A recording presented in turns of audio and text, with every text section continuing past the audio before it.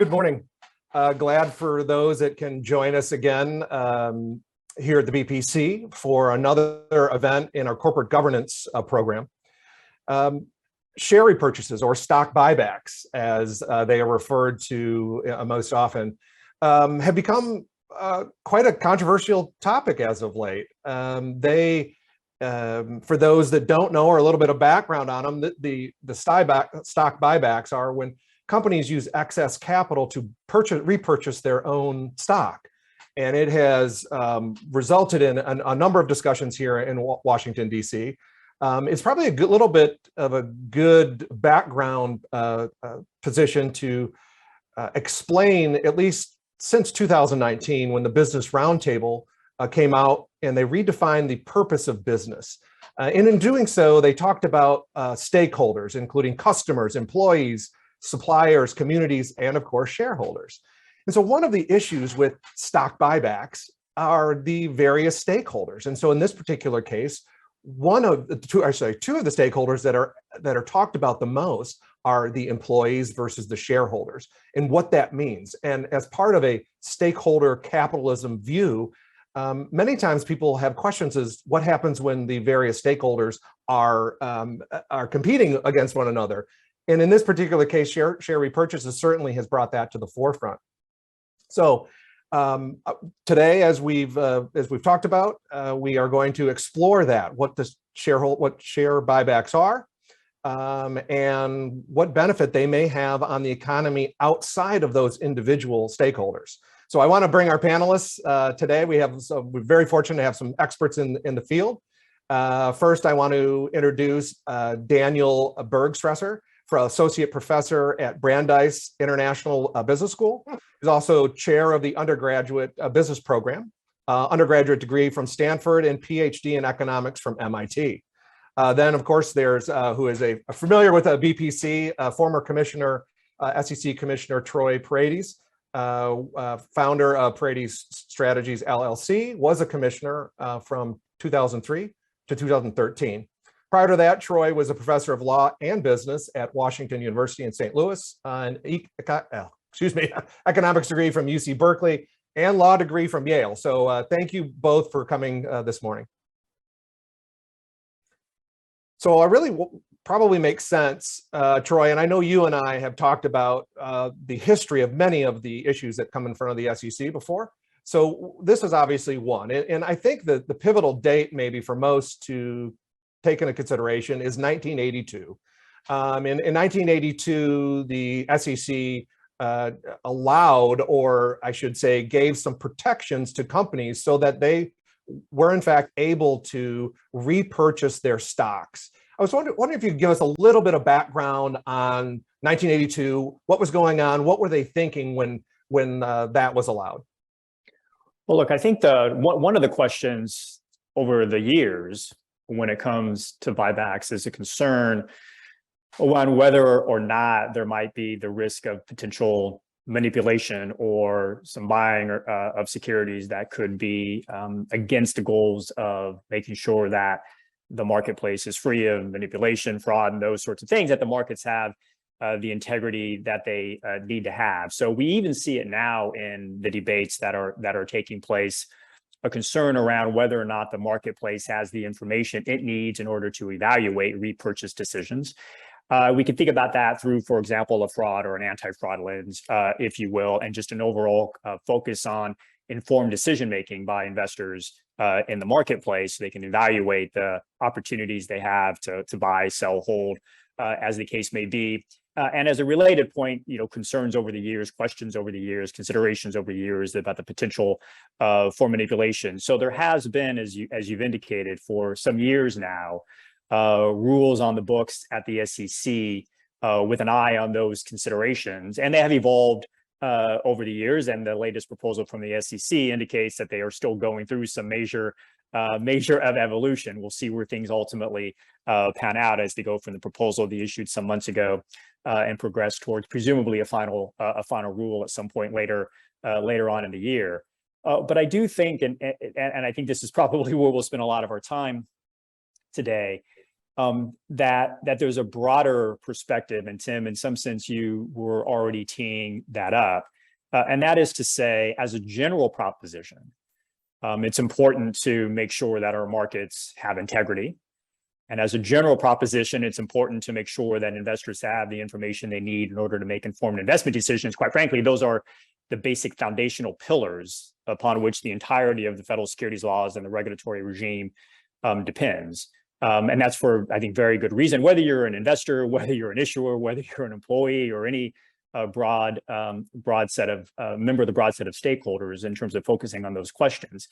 But when it comes to buybacks in particular, there is this, I think, broader question of, well, what is the full range of impacts? Yes, manipulation should be a consideration.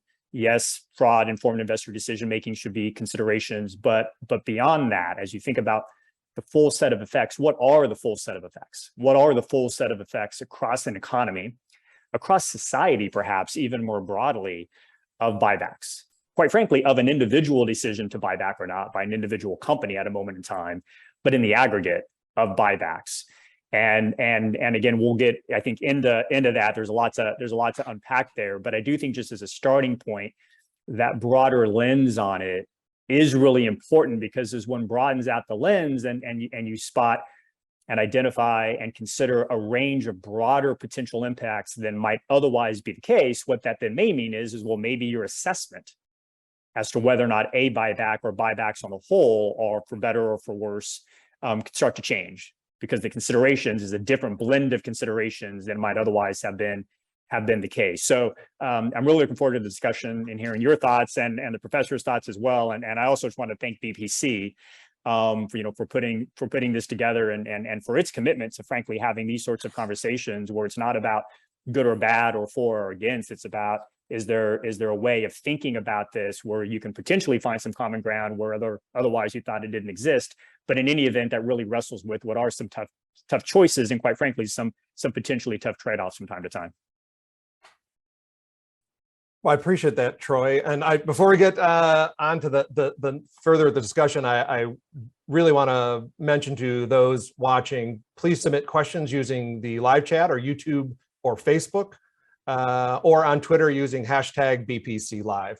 Just want to make sure that's out there for folks, because some of this can get pretty, we get in the weeds a little bit, but we're going to try to keep this as high a level as possible. And so, Dan, I wanted to talk, I know one of the concerns with buybacks that they've talked about now, or one of the concerns with going back to a pre-1982 position, which some are kind of advocating, really restricting the use of repurchases. Some of the concerns have been that at the time, or pre-1982, that there were companies were not necessarily using their funds the wisest, if you will. They were just making bad decisions, and that was, I think, one of the purposes for pushing, at least back then, the ability to reinvest or to repurchase the shares, as typically what had happened is the management and board would decide that their stock value is undervalued, and so they would repurchase it with the intent, or I should say, with the result of the stock value rising to the level that they believe that the market should be reflected. But one of the concerns is, Dan, and this is something we talked about a couple of days ago, is what to do with the capital that's trapped or that would be trapped if repurchases weren't allowed. Like if companies then needed to deal with that. How could we address that issue? Yeah, I think that's a great question. And, you will not infrequently hear people say that there is some sort of a crisis related to corporate payout policy, like somehow corporations are paying out so much in the form of repurchases that it's hurting their ability to invest. And the first thing that I would want to say is that you really have to be careful how you handle the data on gross repurchases versus net repurchases. And net repurchasers are a measure that corrects for or accounts for the constant issuance of shares that corporations are doing as well, both directly to investors, also share issuance in the form of employee compensation arrangements. And so if you look at net repurchases, it does not appear that there is a crisis. If you look at the corporate investment, and this is something I have seen good work on this by the Harvard law professor Jesse Fried and the Harvard professor Charles Wang, they highlight the fact that there does not appear to be any sort of corporate investment crisis, and so the notion that the repurchases are somehow eroding a corporate ability to invest seems inconsistent with the evidence when you look at the data appropriately. I think that this issue attracts a lot of heat because if you, as you were mentioning, the larger society, there is a lot of concern now with a whole overlapping range of issues, including income inequality, some sense of stagnation, and my biggest concern would be that if you think about the life cycle of a corporation, corporations raise money from their equity investors, they invest, they hopefully make profits, and the equity investors are look for a return that can come in the form of repurchases or dividends. And at a high level, repurchases and dividends can be thought of as, if not equivalent, certainly ways of returning, giving a return to equity investors. And if one tries to trap capital inside of the set of firms that are the incumbent firms in the economy, that is an objective that seems at odds with the larger concerns that we need a vibrant economy that will create new jobs for workers in the types of settings where you have a high chance of business success. And to be specific, I think there's a whole range of concerns that I think are pretty legitimate about increasing market power of companies in our economy and like what that might be doing. And it's just hard to imagine that trapping capital inside of the incumbent firms is a good idea when it comes to addressing the legitimate range of concerns that we have about the way that the economy is operating. Yeah, I know one of the issues that has been brought up quite a bit is the sheer dollar amount. And I believe the SEC staff data had put at a request of Congress, came out with a report at the end of 2020, essentially talked about the increase, just the sheer number, the raw data of increase from something like $20 billion to $700 billion, which just on the face of it, when you hear those numbers, of course, people, and of course, not only people, but regulators and legislators, kind of sit back and like, whoa, what's going on here? That is an incredible amount. But I do know the SEC staff also talked about it, and I think Professor Fried also mentioned this too, is that you have to take it in consideration with the growth in market capitalization. That is the growth of the businesses in general, because in their data or their assessment, then that drastic increase really only comes down to, it becomes a much more stable number, as I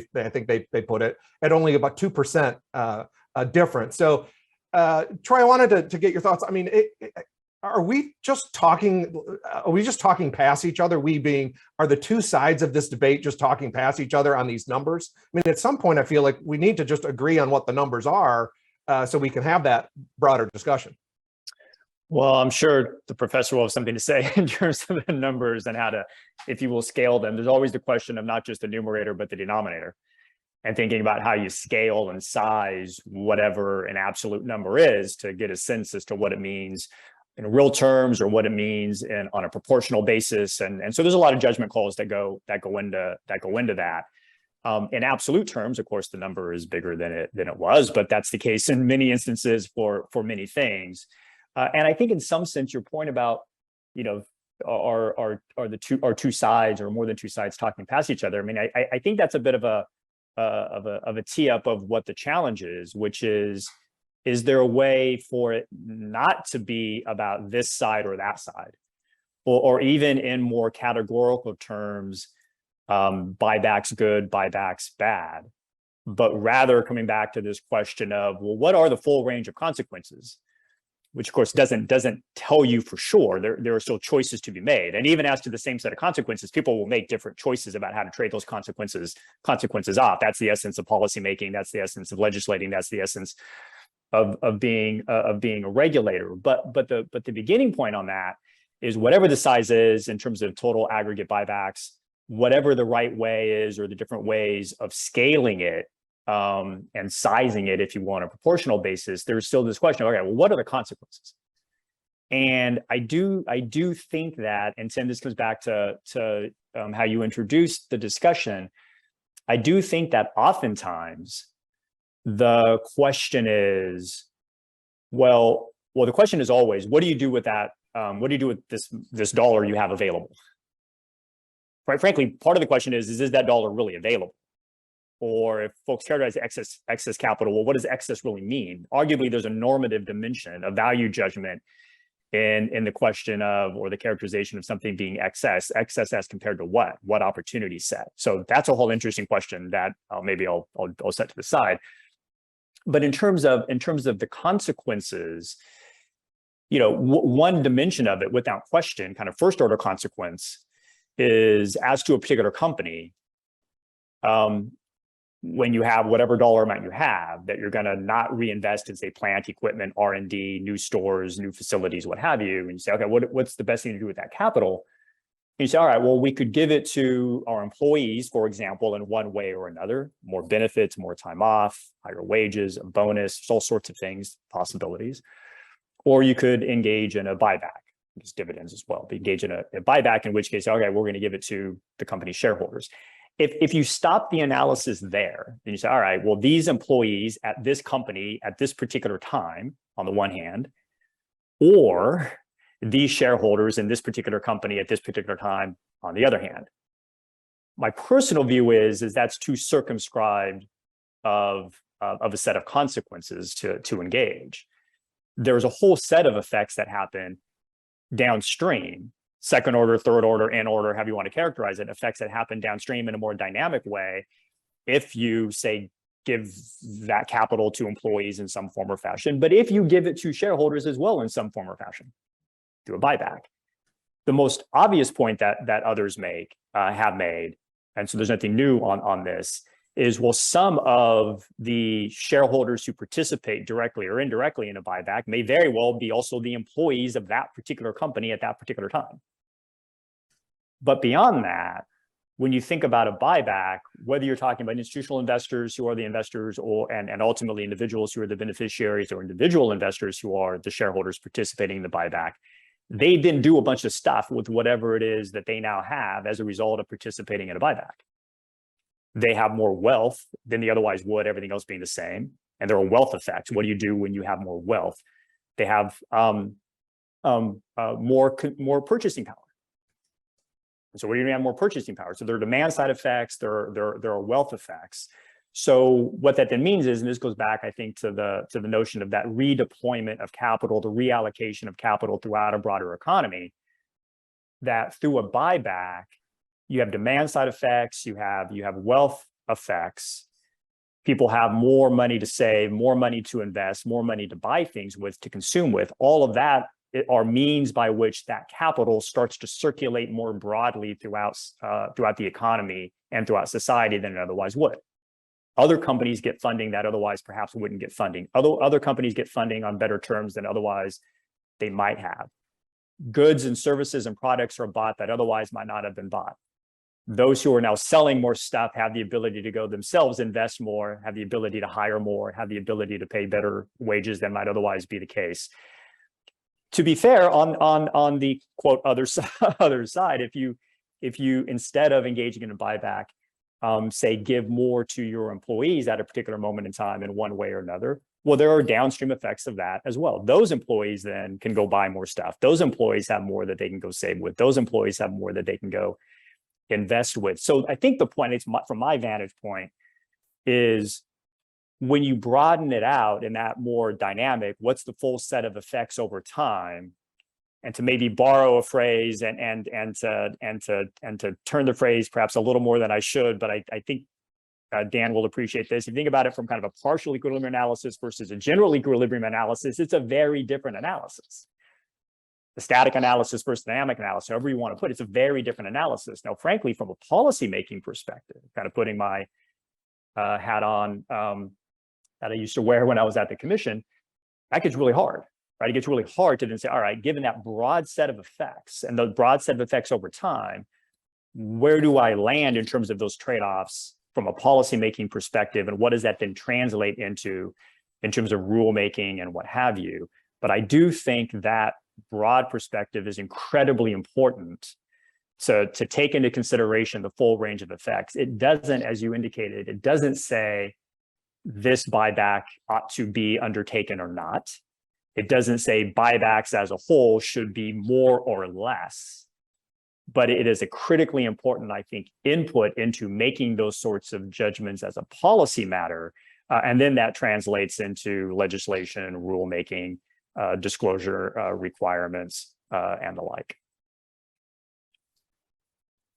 It's a great point, Troy. And I guess it might even bring up another one, and maybe it's implicit in what you said, is to a certain extent, and we've talked about this many times in the past, Troy, but to a certain extent, there needs to be an acknowledgement. And sometimes I feel like it's lost, which is that boards have a role, management team has a role in making these decisions. And when you look at it as you mentioned, Troy, a very static way, and the numbers, in a gross, numbers versus net, the numbers seem so staggering when you look at the amounts that it's gotten people pretty worked up, and that many of the positions are not only that we should restrict them, but some are advocating prohibiting repurchases at all. And what I'm hearing from you, Troy, is that while repurchases might not always be a good option, in many cases they might not be a good option at all,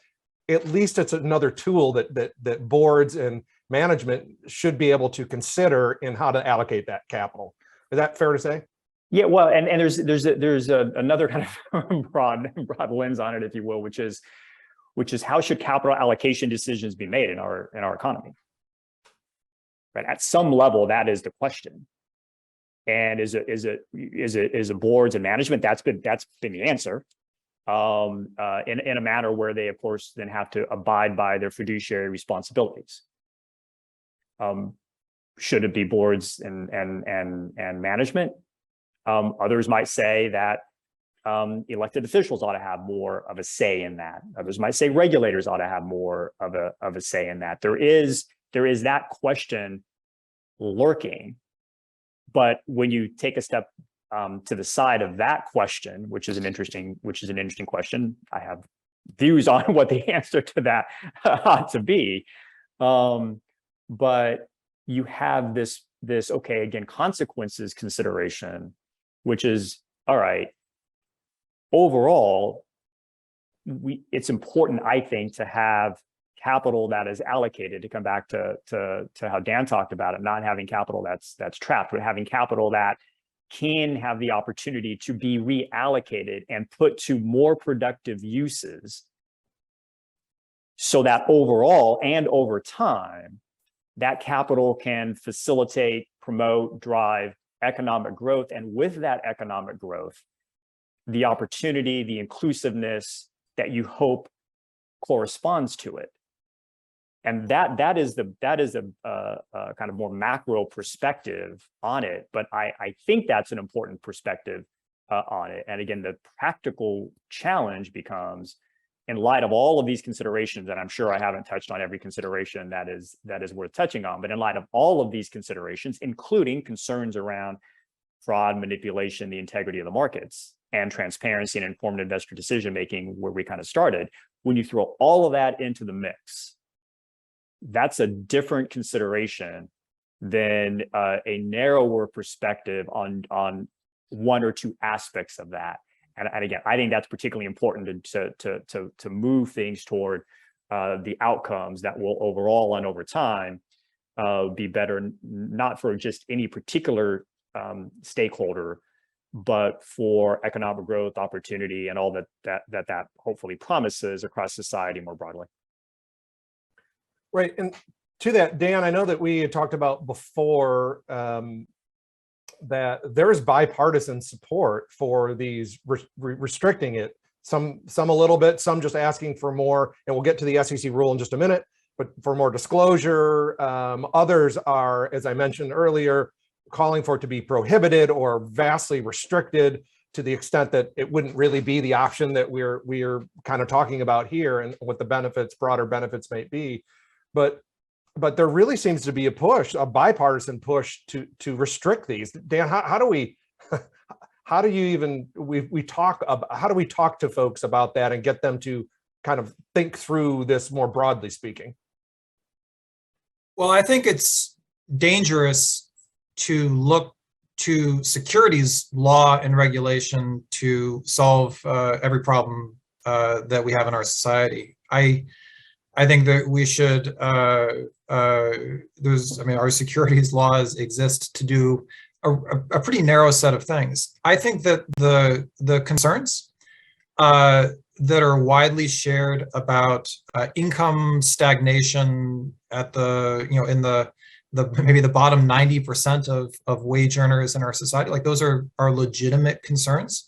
One thing that I have taken away from a lot of the research that has come out recently, so if you look at people like Thomas Philippon at NYU, Aaron Dubé at UMass, it is that over the last 40 years, you have seen an increasingly concentrated business sector, right, where you have more market power both on the product side in terms of selling products and also on the side of hiring workers. And that type of friction, that type of sclerosis in the economy, I think is a problem. But that's not necessarily a problem that it is reasonable to expect repurchase regulation to influence in any positive way. And in fact, just to make this point again, if you want a dynamic economy where you have many firms competing with each other to sell products to consumers, to hire workers, that's in the end what is going to lead to increases in wages and to increases in general welfare. Trapping capital inside of the current set of incumbent firms that happen to have been successful does not seem to me to be a very good idea. Repurchases are, like dividends, paying out capital to investors are a way of liberating those resources that can be redeployed in the set of firms that offer more attractive opportunities. And that type of kind of creative ferment is an essential part of a society that is generating, good wages, good products, and general satisfaction. Yeah, and Dan, I wanted to stick with you a little bit here because one thing that I think has not been discussed a lot or is not discussed a lot is as I started the program saying, hey, there really is a employee versus shareholder mentality, but many employees do in fact have a benefit or do in fact get a benefit from increases in uses of share repurchases.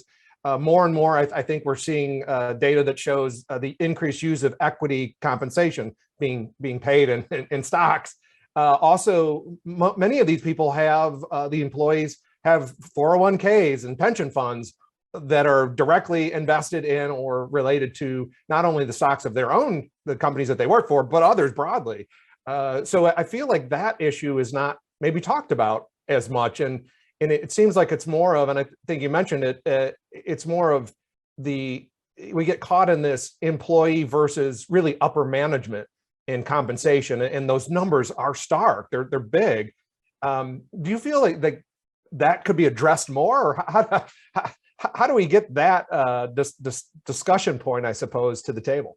Well, I would want to be careful how one handles the discussion of that, because I think that the use of equity in compensation packages makes a lot of sense when you're talking about, to give an example, with Elon Musk at Tesla. I'm perfectly happy to have a large part of his personal wealth tied up in the performance of the company that he seems to lead.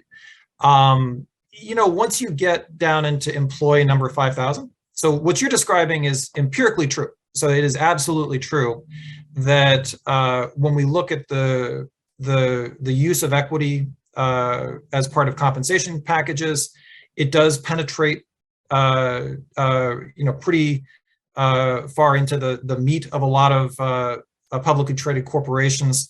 And so when it comes to restricting repurchases, it will affect those folks.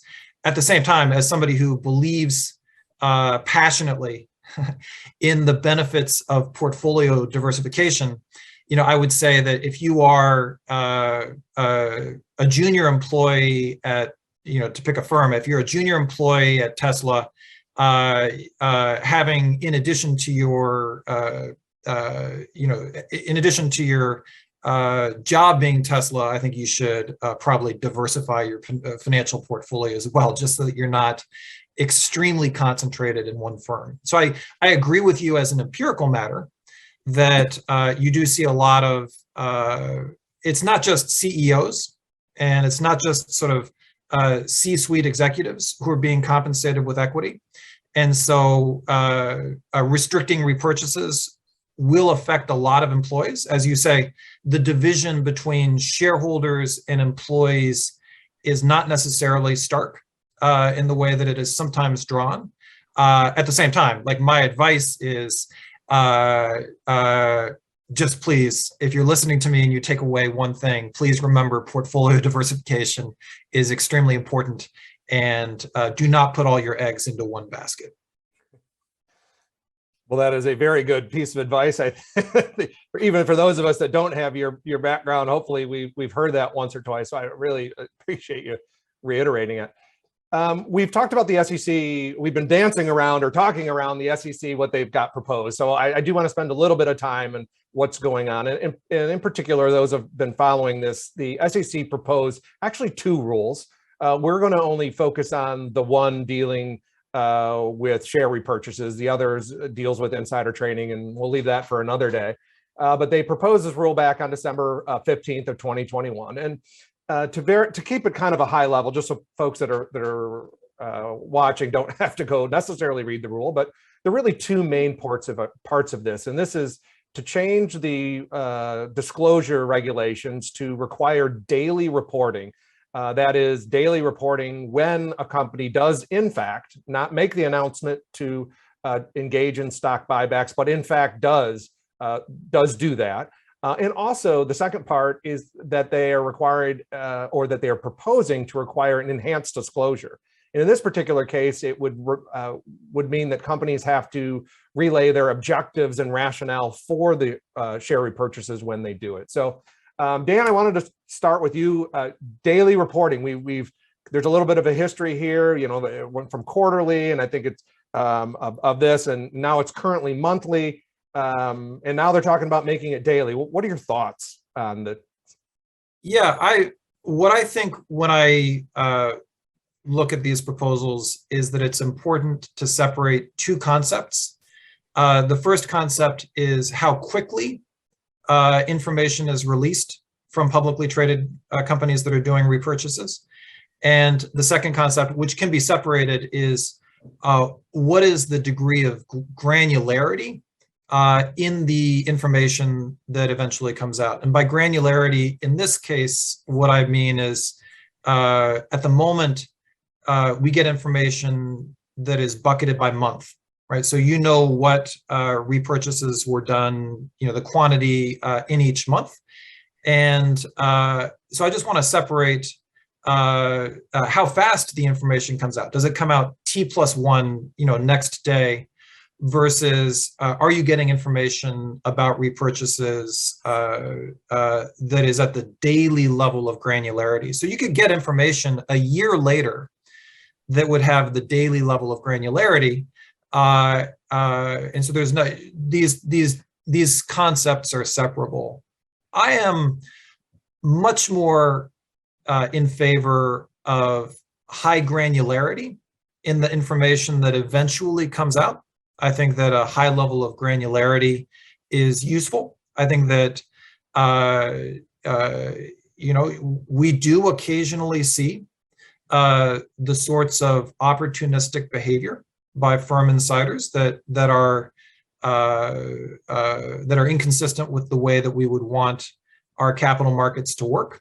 And the daily level granularity will allow ex post regulators and researchers to have a better chance of unpacking the types of opportunistic behavior that in fact represent opportunism against the markets in general, and also in many cases the firm's own shareholders. But I also think that requiring immediate or T+1, next day production of highly granular information is something that is likely to be burdensome in a way that is not matched by offsetting benefits that are not also captured by eventual production of that information. Yeah, and to that, I know you mentioned insider trading or those that are either using or are making decisions that they're self-serving, I suppose, more, even if not fully an insider trading. But Troy, back in 1982, I mean, part of the rationale, or I should say, part of the providing liability relief so companies could in fact do this was that there were certain precautions, or there were certain disclosure requirements that would allow transparency so that people could determine what in fact Dan was just talking about. So you could go back and say and really calculate that. Does that it was the protection or the that protection or that was given in 1982, was that not enough? I mean, is there a need for more to protect against this insider use, or maybe violating the duty of care or loyalty by some of the management and the board? Well, there are different rules that are at play here, but just to take a step back and to stick with the framing that Dan mentioned in terms of trying to wring out opportunistic behavior, or as you put it, Tim, trying to wring out that which is self-serving, or to put it in kind of corporate law terms, that which might be considered disloyal, however you want to characterize it. One of the challenges in any rulemaking, or any legislation for that matter, and I'm gonna step to the side for a moment of buybacks, is to say, all right, what's this thing, whatever it is that we want less of, whatever the reasons are, right? Opportunistic behavior, disloyal behavior, whatever the reason is, there's a judgment to be made that we want less of this thing. Well, the challenge is always, or a challenge is always, how do you come up with a rule that gets you less of the thing you want less of, but doesn't get you less of the stuff you don't want less of? And if we can't get it perfectly calibrated, how much of the good stuff we're willing to forego in order to avoid some of the bad stuff that we want to wring out of the market, right? That's just another way of kind of talking about the trade-offs and recognizing the inherent imprecision in terms of calibration of any set of regulatory requirements. Not because of the fault of any regulator trying their level best, but having been in those shoes, it's incredibly difficult, in part because you always have imperfect information. And one of the reasons you always have imperfect information is because you can never in anticipation know exactly how the marketplace is going to respond as to whatever it is you do or don't do. So you kind of take all that into the mix and then try to figure, all right, do we need to dial up the regulation some way or another if we think we had miscalibrated? Do we need to dial back the regulation if we think that we went too far? Or do we need to provide clarity? So at least everybody understands more clearly, so long as you're within this zone, you can do this thing, but if you're outside that zone, then it's, maybe you can, maybe you can't. And so we see throughout, that's just another way of saying what's the logic behind the rationale behind the thinking behind why you have certain instances safe harbors, and of course why you have rule amendments over time of stuff that's been on the books in some instances for decades, is because there's a sense that you got to recalibrate for one reason or another. And to be clear, sometimes the view is you didn't do enough, right? That you didn't wring enough of whatever you want to wring out of the market. So I say all of that because the answer to your question is a little more complicated. It has all of that going on in the background, and then trying to calibrate the regulatory requirements. In this particular instance, the disclosure requirements. Taking everything I was just saying and coupling it up with what Dan was saying, I think a way to generalize it is that disclosure is itself not costless. And I do think sometimes, particularly for a disclosure agency, which focuses on mandating disclosure, that it's, yes, transparency is key. Yes, more disclosure can do a whole heck of a lot of good. That's on the benefit side of the equation. But the other side of the equation is, okay, well, what's the potential cost? And as Dan was saying, if you have the combination in this context, but it could be other contexts as well, of more disclosure, particularly more granular, which is then more complicated, if you will, and speedier, quicker, faster disclosure. Everything else being the same, what does that mean? Well, among other things, it means that there's a greater chance for just good faith mistakes and errors. And so with the greater chance of even good faith mistakes and errors, and I underscore good faith here, good faith mistakes and errors, you just got it wrong, is one, you have then an increase in potential liability exposure. Number two, you have the potential then that the marketplace is relying on information which actually isn't as accurate as it needs to be. When that happens, that runs counter to the goal of greater transparency and more informed decision making. And so then it comes back to, it doesn't tell you that construct doesn't tell you exactly how granular or exactly how fast. It's just to say that directionally, more granular and faster introduces these risks, one of which is directly antithetical to the driving goal, which is giving investors the information they need to make more informed decisions.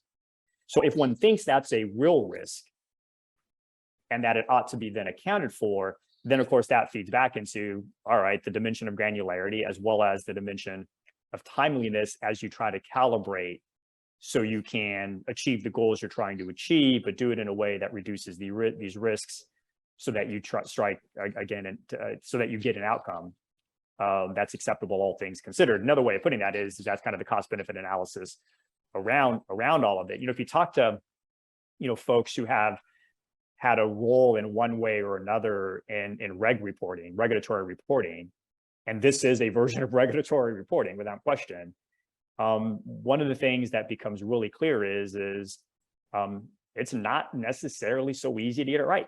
And that's aside from the cost, right? It's just difficult. The professor could, I'm sure, speak a ton to this just based on his own academic work, not to put you on the spot, Dan, but cleaning up data is a huge effort and undertaking, right? It's not just pull the data and start all of a sudden off to the races, put it in your model, and cleaning up the data is incredibly complicated. And so it's just to say this question of timeliness, granularity, the risks of doing it more timely, the risks of more complexity in terms of the granularity, et cetera, is real. And then the challenge is, all right, how is that all taken into account so that you actually strike the right balances and coming up with what are the details of calibrating a disclosure regime? And I absolutely. I was going to go right to you, Dan, because I was going to be like, in the end, we are in fact doing a cost benefit analysis. And it sounds like, Dan, from what you said before, that it's not the data that you are objecting to it being disclosed. It's just whether the costs outweigh the benefits when it comes to daily disclosure of that. And in fact, you were looking to get more data so that you can do a look back and see what was in fact going on at the time. Yes, but I agree with everything that I heard Troy say, that it's extremely important to acknowledge that disclosure has costs. And just to be specific, when people talk about the costs to firms of disclosure about its posture with respect to repurchases, there is, your competitors are learning something about your firm's intentions, about your firm's strategic posture from your repurchase posture. And so it's not, when somebody say, at times it can, I run into people for whom they just don't believe that there's any strategic information there, but you learn a lot about a firm's posture with respect to investment, or you could learn a lot potentially from extremely high levels of disclosure. At the same time, I think that in this case, it is important enough to retrospectively have the capability to find evidence, if it turns out to exist, of the types of opportunistic timing of repurchases, self-enriching behavior, that although there are costs, I think that the benefit to the larger capital markets, the benefit to the firm's own shareholders from eventually producing this type of information at a pretty high level of granularity outweigh the costs. But I absolutely want to agree that people who talk about the costs are not just making it, this is not just being made up. The costs are there. And I think that's important to acknowledge. Can I just pick up on Dan's point about the competitors are able to have access to the information as well. It's a really important observation, and just to kind of further observe that for decades now, the discussion around the mandatory disclosure regime that's at the heart of the federal securities laws, that is a point that has been made. So I just point out that that's not a point which is unique to buybacks. It's a point that is ever present in policy discussions, and that, again, you kind of come back to cost benefit around it. Sometimes I talk about a consequences analysis instead of a cost benefit analysis, but everyone wants to frame it up. Is, one could imagine a circumstance where it's like, all right, yeah, I'd like to know that, whatever the information is. Right? Yes, I'd like to know that. But if the only way for me to know it is for that other person to know it, well, then forget it. I'd rather not know it. That's not like a null set. And it's not a null set in the context of investors and our securities markets. And if that's not a null set, then how do you, as again, Dan said, how do you acknowledge that as part of the assessment?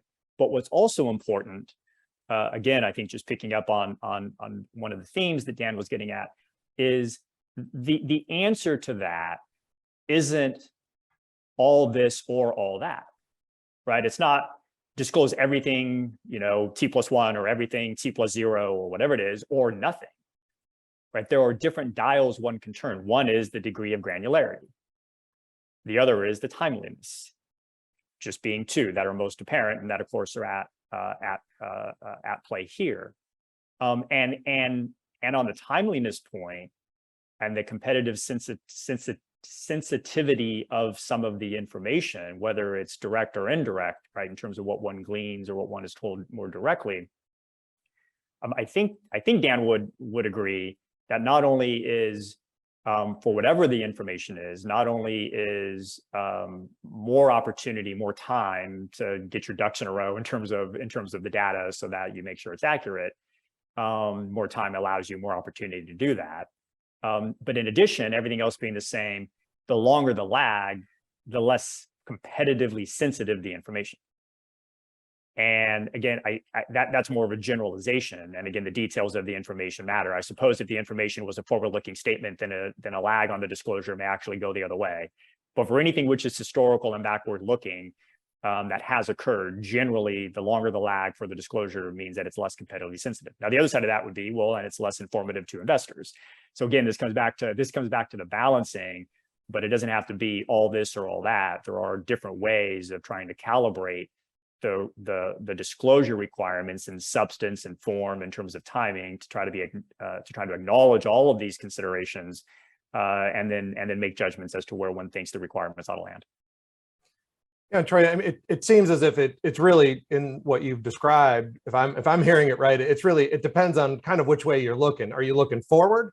Or are you looking backward? And I think Dan's, correct me if I'm wrong, Dan, but I think your point was you want granular data so that we can look backward. Where I know that some that are in favor of the rule want the information near term or as quickly as daily, so that they can look forward and kind of making some of their determinations. But we do have some questions, so I wanted to get to a couple of these here because some of them look really good. The first is, and this is just from YouTube, what is the market failure that the SEC has identified, and is it important enough to justify a rulemaking? And for those watching, typically when federal agencies act, they have to, or in this case, the SEC has to show a market failure. And I know there's been some concern about this. So, Troy, I guess I'll go to you. What are your thoughts on that? Well, I think it depends on who you ask, whether there is one or what it is. I mean, if you go to what the proposing release says, and I'll just stick with that, I think a driving concern that the majority of the commission expressed in the proposing release, to pick up on the professor's word, was opportunism, although I'm not sure if they used that word in the release or not. That is to say that there was some self-serving, self-interested behavior that was taking place. So that's one concern that they identified. And then the other primary concern that the commission identified from its vantage point is investors need better information, that the information isn't granular enough and that it isn't sufficiently timely for investors to be able to find it to be sufficiently useful to make a properly informed investment decision. So we could, I'm sure, have a long discussion about what isn't a market failure, and figure out which bucket of market failure one wants to put these things into or not. But those were the basic predicates, if you will, driving and motivating this particular proposal from the commission. As the SEC put in their rules, so those that are interested in finding out more, that they list that out in the proposal. Another question is, should there not be a formula of some kind on how much buyback should be allowed? So some kind of restricted on just, I guess it's a proportional portion. And Dan, or either one of you want to grab that one? Should there be some kind of formula to restrict them? It is restricted at the moment. At the moment, there's a limit on the amount you can repurchase related to trading volume. I think it's 25% of trading volume. So I think that a restriction exists. At a high level, like what I would want people to come away from this, having heard me speak, is that putting more restrictions on corporations' ability to recycle capital to the new corporations that need it is very unlikely to fix anything that you might think would be wrong with the way our economy is functioning. And a question here from Arch Community Health. Is there a cost related to decreased corporate taxation leading to increased stock repurchasing? Anyone want to grab that?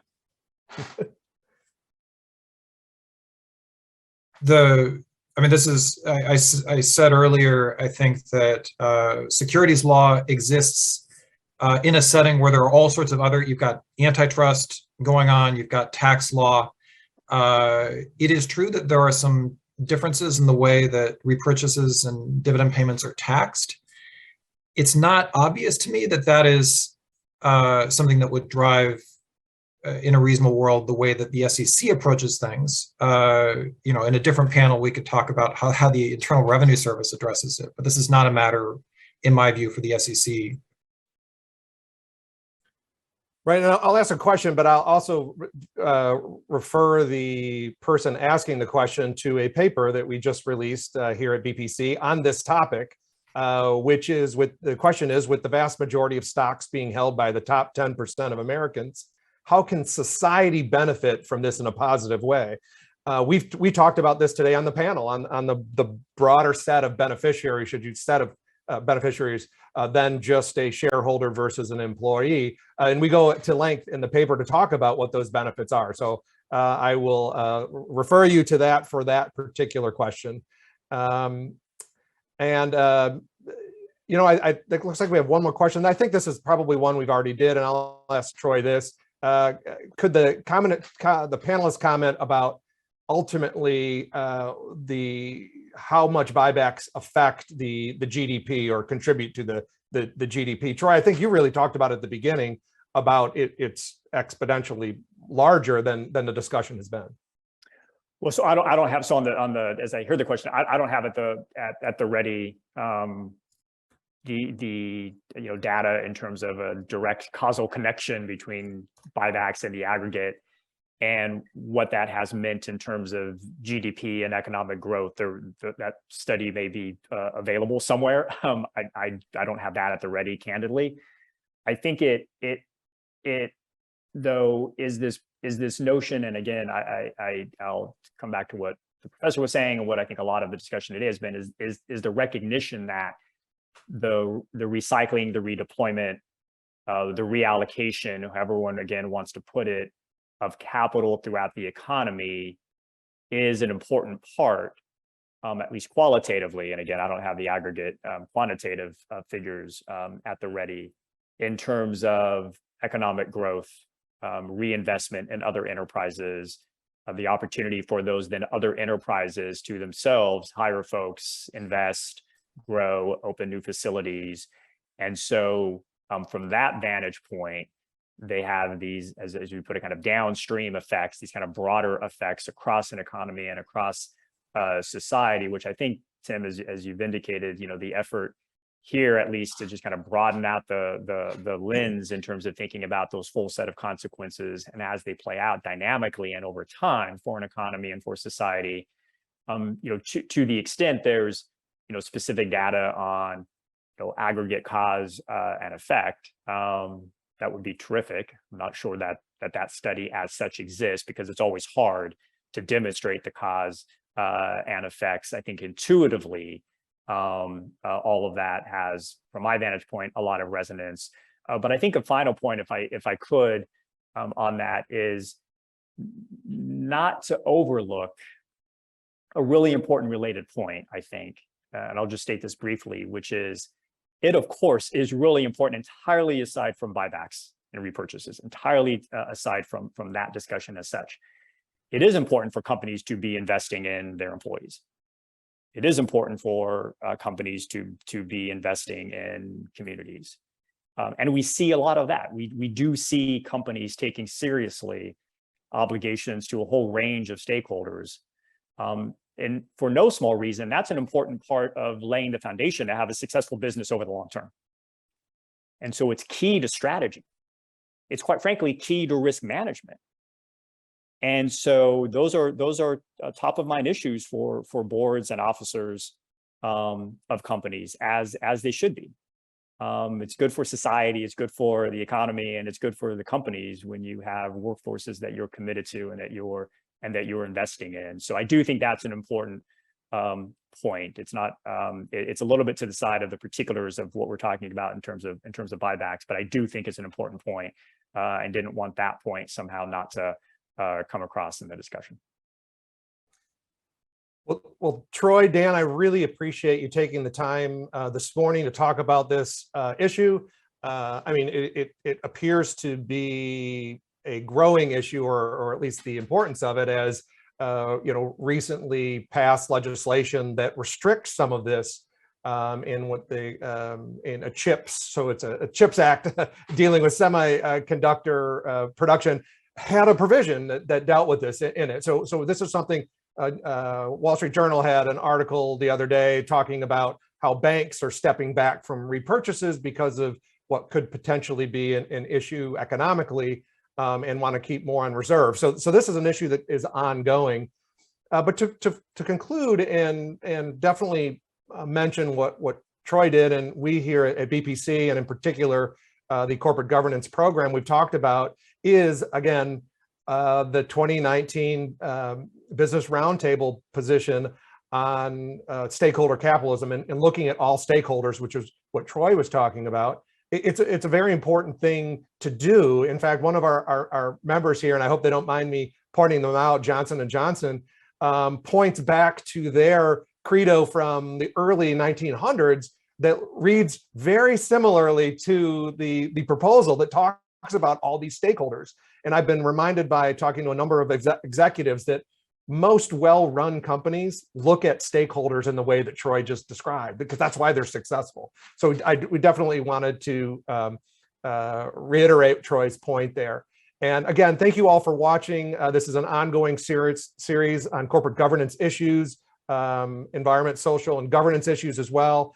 And we hope you join us for our next in what will be a long-term project here at BPC. Thank you.